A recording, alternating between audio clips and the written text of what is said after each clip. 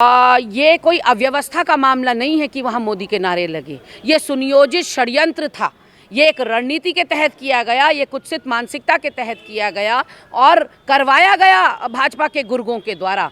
मैं इतना कहना चाहता हूँ, कांग्रेस के लोगों को थोड़ा विचार करना चाहिए और किसी भी धाम में हो, केदार धाम हो, बद्रीनाथ के धाम हो, कहीं भी हो, मोदी लोगों के हृदय में वास करते हैं और मोदी जी के जयकारा सुनने का भी कलेजा कांग्रेस के लोग रखें।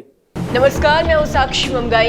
एक नेता का भक्त बनकर भगवान के दर पर आना और फिर उसके विरोधी का नाम लेकर उसका मखौल उड़ाया जाना, सियासत की शूल में कितना माकूल विरोध का ये चलचित्र है ये तो पता नहीं, लेकिन हाँ ये तय है कि ऐसी असहज परिस्थिति के वृत्त में अपने नेता आएंगे तो किसी भी राजनीतिक दल के लोग झल्लाएंगे, जैसे कि इस वक्त उत्तराखंड कांग्रेस खींच रही है। सिर्फ इसलिए नहीं क्योंकि राहुल गांधी को केदारनाथ धाम में मोदी के नारे से असहज होना पड़ा, बल्कि इसलिए भी क्योंकि कांग्रेस को लगता है कि षड्यंत्र के तहत रचे इस प्रसंग के पश्चात भाजपा की जो प्रतिक्रिया सामने आई वो निंदनीय है। जरा रिपोर्ट देखिए और दो दलों के तकरार की पूरी वजह को समझिए, जिसका एक तार बीजेपी के प्रदेश अध्यक्ष से भी जुड़ता है। रिपोर्ट देखिए।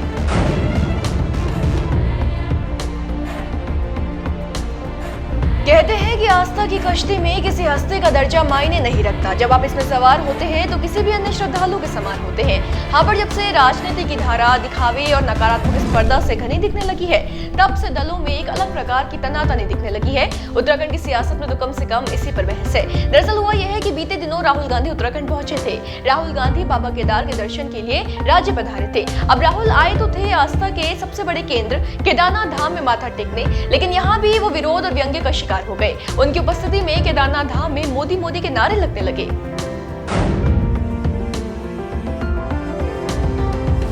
जी हाँ, जिस प्रकरण की हम यहाँ बात कर रहे हैं वो 3 दिन पहले का है और जिसका वीडियो धड़ल्ले से सोशल मीडिया पर वायरल हुआ है। आपकी जानकारी के लिए बता दें कि कांग्रेस नेता राहुल गांधी रविवार से उत्तराखंड के 3 दिवसीय दौरे पर थे और इसी दौरान की एक घटना है। जानकारी के मुताबिक राहुल जब केदारनाथ पहुंचे तो भाजपा समर्थक कुछ स्थानीय लोगों ने उनके सामने मोदी के नारे लगाए। खबरों के मुताबिक राहुल गांधी ने इन नारों पर कोई प्रतिक्रिया नहीं दी है। हाँ, लेकिन इस पर उत्तराखंड में दोनों दल जरूर जुबानी जंग में उलझ गए हैं।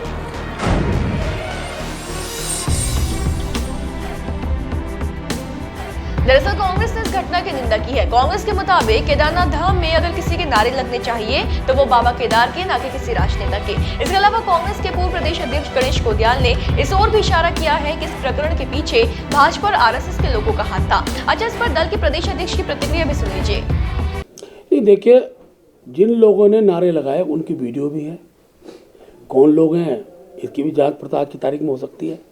लेकिन मोदी जी के नाम से एलर्जी रखने वालों से मैं इतना कहूँगा कि केदारनाथ धाम का जो भव्य स्वरूप आज दिखाई दे रहा है, इसमें मोदी जी का बहुत बड़ा योगदान है, इसको भुलाया नहीं जा सकता। और मोदी जी के प्रति जनता की श्रद्धा है और फिर भी उनको अजीब लग रहा है तो कुछ लोग के खिलाफ मुकदमा दर्ज करें। क्यों मोदी के नारे लगा रहे हैं? ये कोई अर्थ नहीं हुआ, विषय नहीं हुआ। मैं इतना कहना चाहता हूँ, कांग्रेस के लोगों को थोड़ा विचार करना चाहिए और किसी भी धाम में हो, केदार धाम हो, बद्रीनाथ के धाम हो, कहीं भी हो, मोदी लोगों के हृदय में वास करते हैं और मोदी जी के जयकारा सुनने का भी कलेजा कांग्रेस के लोग रखें। तो जैसा कि आपने सुना और देखा, भाजपा प्रदेश अध्यक्ष महेंद्र भट्ट ने कांग्रेस पर निशाना साधते हुए कहा है कि देश के लोगों के दिल में प्रधानमंत्री मोदी बसते हैं। कांग्रेस के लोगों को ये सलाह भट्ट की ओर से दी गई है कि वे मोदी के जयकारों को सुनने का कलेजा रखें। अच्छा, भट्ट का ये मुस्कुराता हुआ मिजाज कांग्रेस को बड़ा खटका है। जरा सुनिए भट्ट के बयान पर पलटवार करते हुए कांग्रेस ने क्या कहा। चाहिए महेंद्र भट्ट को इस तरह की बात करते हुए, और उनको तो एक जिस स्थान पर वो बैठे हैं अध्यक्ष पद की गरिमा का ख्याल रखना चाहिए और निंदा करनी चाहिए इस बात की, इसलिए क्योंकि ये कोई अव्यवस्था का मामला नहीं है कि वहाँ मोदी के नारे लगे। ये सुनियोजित षड्यंत्र था। ये एक रणनीति के तहत किया गया, ये कुत्सित मानसिकता के तहत किया गया और करवाया गया भाजपा के गुर्गों के द्वारा।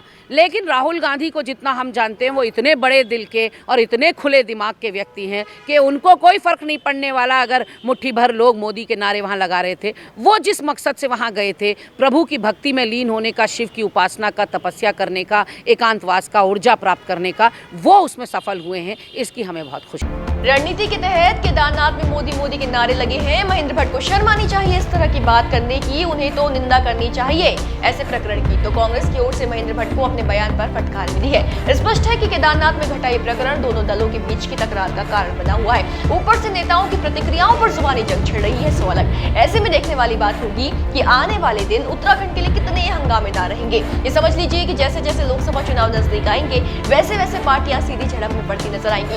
कई मुद्दे सिर उठाएंगे और भविष्य में तमाम घटनाएं जनता की वैचारिकी के रूप को तय करने में भागीदारी निभाएंगी। इसलिए हर छोटी बड़ी सियासी अपडेट पर नजर रखें। बने रहे देवभूमि इनसाइडर के साथ। डाउनलोड करें देवभूमि इनसाइडर।